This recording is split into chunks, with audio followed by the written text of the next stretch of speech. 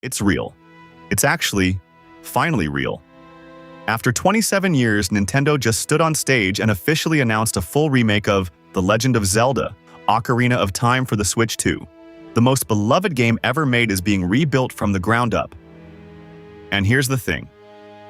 2 weeks ago, on this channel, I told you the leak was real. I told you Nintendo had lost control of its biggest secret. Well, on June 9th, they walked on stage and proved it, on camera, in front of millions.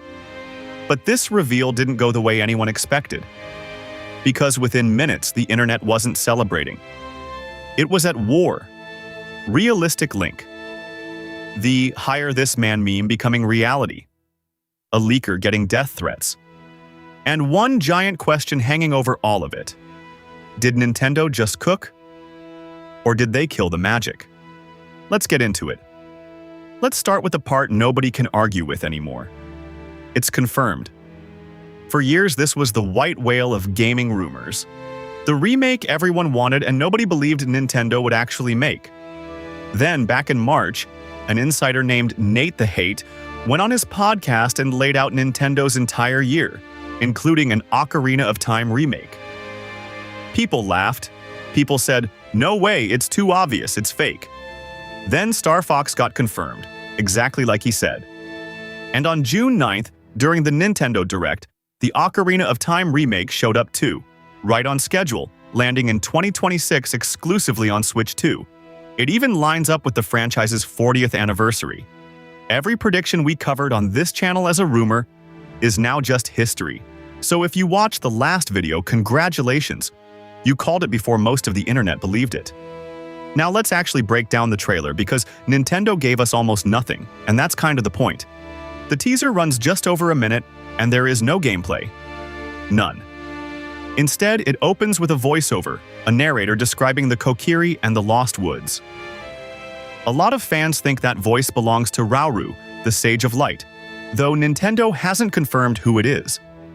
And here's what makes longtime fans emotional.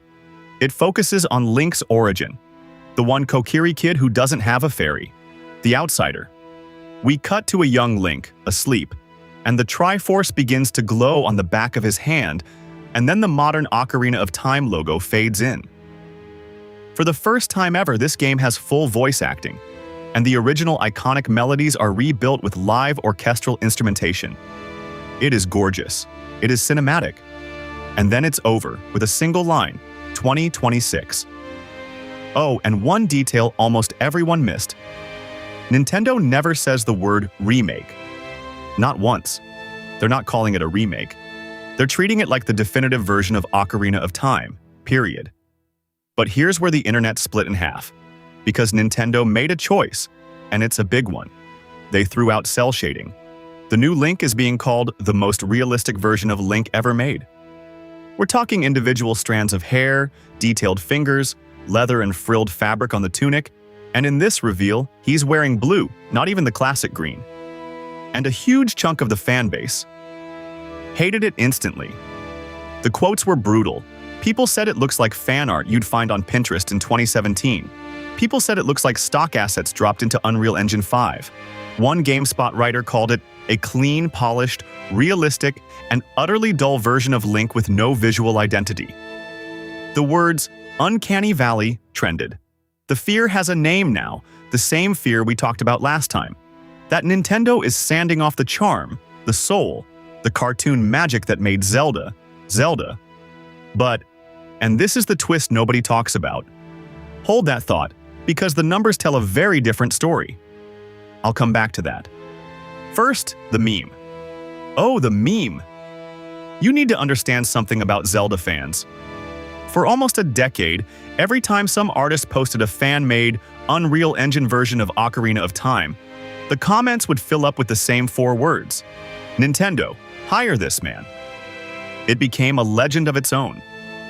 And when this realistic Link showed up, looking exactly like one of those fan remakes, the internet completely lost it.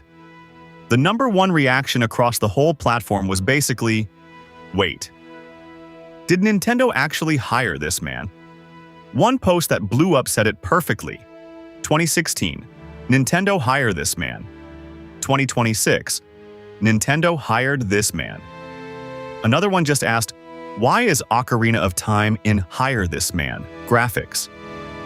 And here's the part that makes me laugh, because if you watched our last video, you know we literally used those Unreal Engine fan remakes to imagine what this could look like.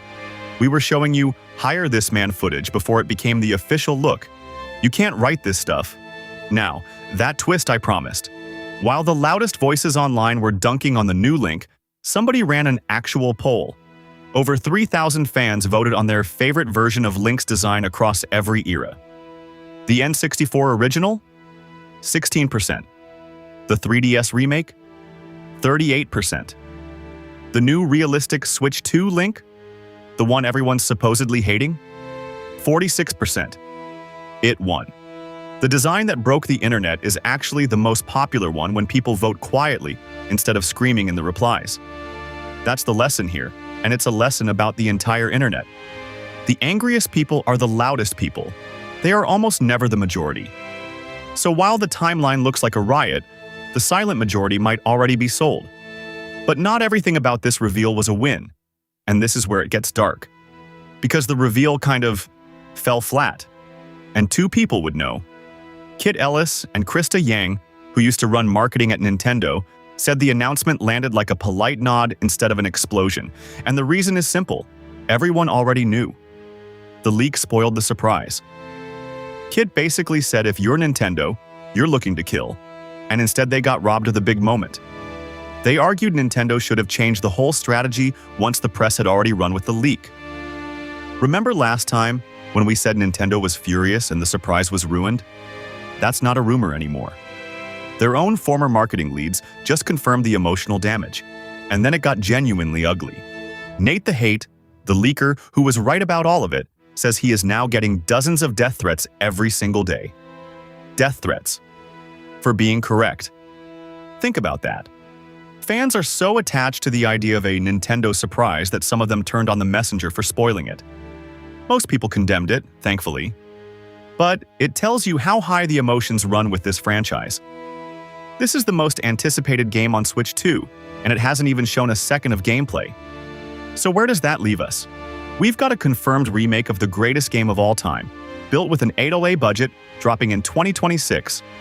We've got a brand new realistic art style that's either the future of Zelda or the death of its soul, depending on who you ask. And the quiet poll numbers say the haters might be losing. We've got a meme that took 10 years to come true. And we've got a fanbase so passionate, it's sending threats over a teaser with no gameplay in it. The only real question left is the one Nintendo hasn't answered. Can a photorealistic Ocarina of Time still feel like Ocarina of Time? Can the Deku Tree, the Water Temple, and a certain monster in the bottom of the well still hit the same when they look real enough to touch? We don't know yet. Nintendo's keeping that locked away, but I'll tell you this. I've been right about this story twice now. So let me ask you straight, did Nintendo just cook the biggest comeback in gaming history? Or did they finally hire the wrong man? Tell me in the comments. And if you want to be ahead of the next leak before the rest of the internet catches up, you already know what to do. Subscribe to Game Signal. This story is just getting started.